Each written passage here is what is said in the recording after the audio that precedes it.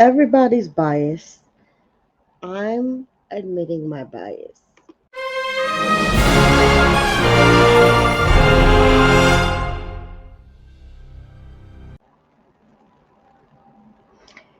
Hey y'all, it's your captain for all things creative coming at you again with the Roni Reboot, episode 9, recap, reaction, rewards, all of that. If you are new, welcome. Please like, subscribe, share, because sharing is caring. And if you're returning, thank you so much for coming back. And hopefully you are subscribed if you're returning, but if not, yeah, you can subscribe too. So let's get into this episode.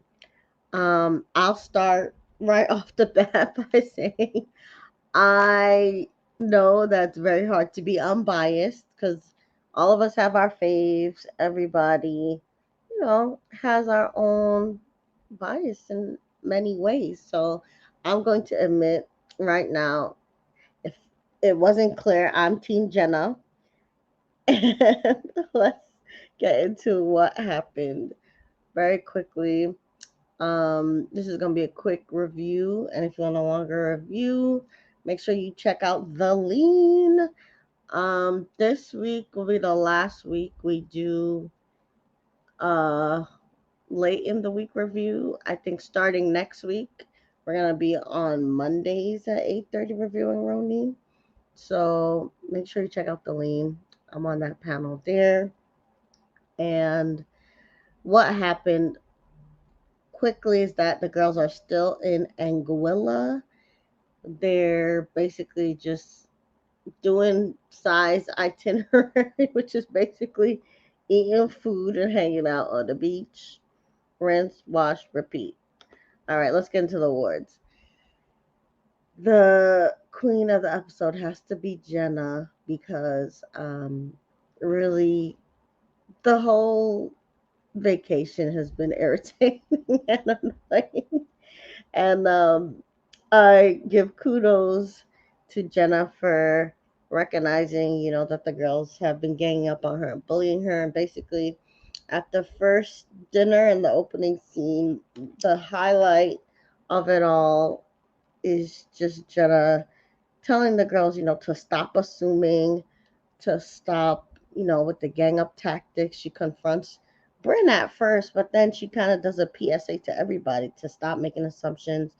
She lets them know once again, that her mother and her had some difficulties with attachment because her mom was on the spectrum. She said her mom had Asperger's and was also a piano teacher. So in her house, it had to be just quiet all the time and there was no emotion. So a lot of the time she's very awkward, around people and she's been through a lot. So she's trying to open up and when the girls make assumptions like how they have, about her not wanting to fly coach with them because of just her not wanting to be around them, which is the way Aaron had twisted it to seem like she was hurt by it. And the only thing that made me upset was that she cried in front of them. If anybody watched Grease, I love musicals. Rizzo told everyone in that song, what's the worst thing you could do is to cry in front of the ops. And just the fact that Jenna's willing to cry in front of the same people who are being mean to her again shows her heart, shows that she is trying to be open with them. If it wasn't clear that she wasn't being open by talking about her mom, talking about her genetic disorder, I mean, she breaks down in front of these ladies, and I was like, oh, you're such a queen because my Rizzo response is definitely never crying in front of the ops. But, sometimes it just happens that way. And I think, again, she was showing her vulnerability and showing how much she does care about, how their relationships, are going. So kudos to Jenna. She's definitely the queen of the episode.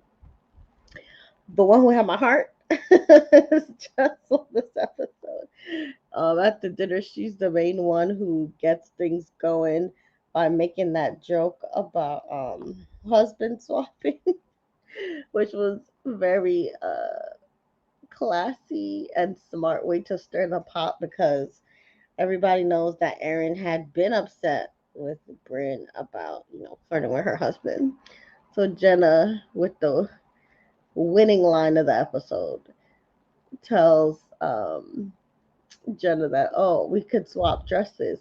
Not husband swap, pointing to Bryn, but we could dress swap. And everybody was gagged. I think Uma's mouth dropped. Sai also was trying to do damage control, which we'll get to. And Erin also was kind of, I think, wanting to lay low for a while, which is why she sicked all the girls on Jenna. But Jessica cut right to the issue, saying, you know, this husband swap thing is an issue between the group and it's the real issue. So she low key, saved the day and the night with that little joke. And Aaron and Bryn actually got to hash out their issues about, you know, the flirting gate. And I don't know, I just have to leave Bryn out of any of these awards because it's clear that she's going through a whole bunch of trauma and delusions. Like she's basically saying that she would never flirt with a married man, but it's like on camera. She flirts with everybody. She definitely flirts with Abe. If she took a little bit of ownership, it would be different, but she's just very much clearly in need of help, very much in denial about a lot of things.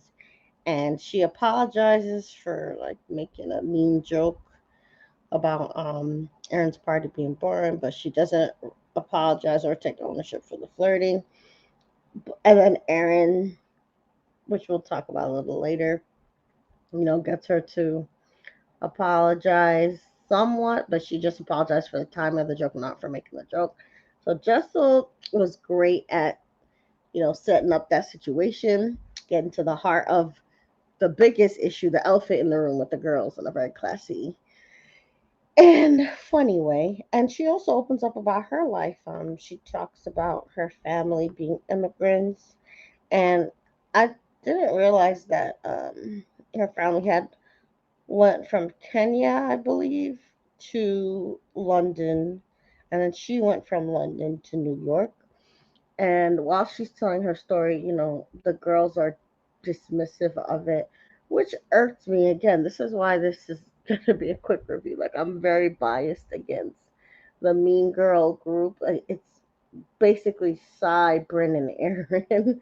And they're dismissing her stories, making jokes about her stories, talking about we asked you about your life, and then you're telling us all about your life, and it's like, bro, you asked her, and then they're making fun of her for talking. So my heart went out to Jessel.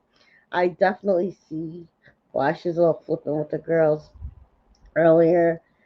These girls are very annoying, the mean girls of the group, and I think she's gonna confront them about what they're doing in their ways a little more, but she kind of was casting her pearls to swine, like they say in the Bible, because she's offering up her life story, which they asked for, and then they go and make fun of it. So I really felt for Jessel by the end of the episode.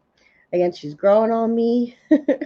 At first, I gave her a little bit of grief, for what I perceived as her being rude to girl, which I still think, she was a little rude about the gift, but she's definitely done a 180 with that. She even brought the lingerie, to the trip, which shows that she understands that she's got to be a little bit more, you know, grateful. And she's very much so trying with the girls, but a lot of them are mean girls. So my heart definitely went out to Jessel.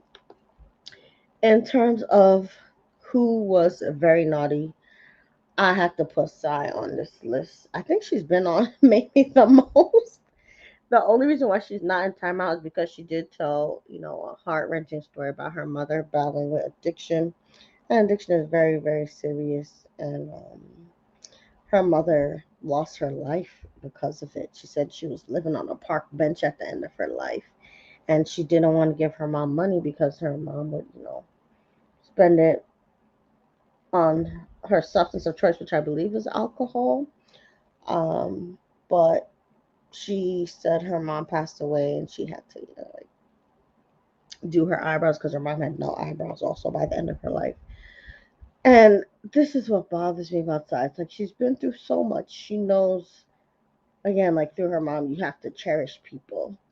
But throughout the whole episode, she's just been like a bully and complaining. Like, first, when Aaron and Bryn were trying to hash out the issues, she kept trying to shut it down. She calls over the waiter. She's like, I'm over talking about this. And then the girl's like, listen, let me speak. Like, Aaron and Bryn both have to tell her, back out of it. We're talking about issues. This has nothing to do with you. If you're over it, that's good for you. But literally, like, Jessel set up the situation for them to talk. They were talking about it, and just because you don't want to talk about it, you were literally interrupting and trying to strong arm them out of the conversation, which was very tacky. And she got a lot of bad ways that showed up in this episode, which started with that. And again, I appreciate her for telling us about her mom. I like her, Scott the City influencing situation. She's aspirational in a lot of ways, but she also shows what not to do. Because at the end of the day, if people are having an A and B conversation, you need to see your way out. That's what we used to say when I was growing up all the time. And she just kept trying to make a lot of things about her. And that is a character flaw that I think a lot of people have sometimes, especially when you're immature and younger. It's very tempting to always make everything about you, and want to center your feelings, because she is well in her rights to feel annoyed by everybody, talking about issues that maybe she thinks are old.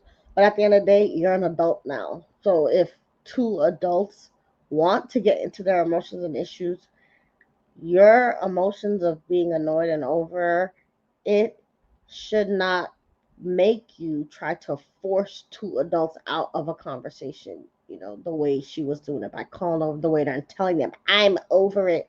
Like, that was so annoying. So at the end of the day, adults, you got to read the room. And if two adults choose to talk about things, you don't want to be that person that's like side that's trying to, butt in and bully people out of doing things that they're choosing to do. So that was bad look side. Another place where she was just being so annoying was more the end of the episode again with Jessel. I kind of talked about it where Jess was telling her life story, and she was making all these tasteless jokes in the confessional, like they didn't ask this woman to talk about what she's been through. They were all ganging up on her talking about, we don't know anything about you, Jessel. You have to say more. Jessel speaks, and she in the confessional was being rude about the story, saying we didn't ask for your life story when actually you did. And then she was making fun of it with Bryn, I think, later in the episode. So this mean girl stuff, it's a lot again. Cy and Aaron, which brings me to who's in total timeout. It has to be Aaron. Like I said, I'm leaving Bryn out of it because I think with her it's a lot more of a trauma response thing going on, because just the level of denial about something as obvious as flirting, she does it all the time. And she literally was at her face like, I would never flirt with her. I'd never flirt with a man. And even the confessional, she did a flirty joke about Abe. So it's like, it's a lot deeper things going on with Brenda. That's like, it's beyond talking about at this point. Not worth mentioning. And by the end of the episode, she even puts herself in timeout, which I actually thought was very self aware of her, because the girls were getting ready for dinner and she was like, no, I need to stay home. I need to get my life, which she did need to do. So Brenna's not in timeout, even though she's also in the Mean Girl clique, but Erin definitely in timeout.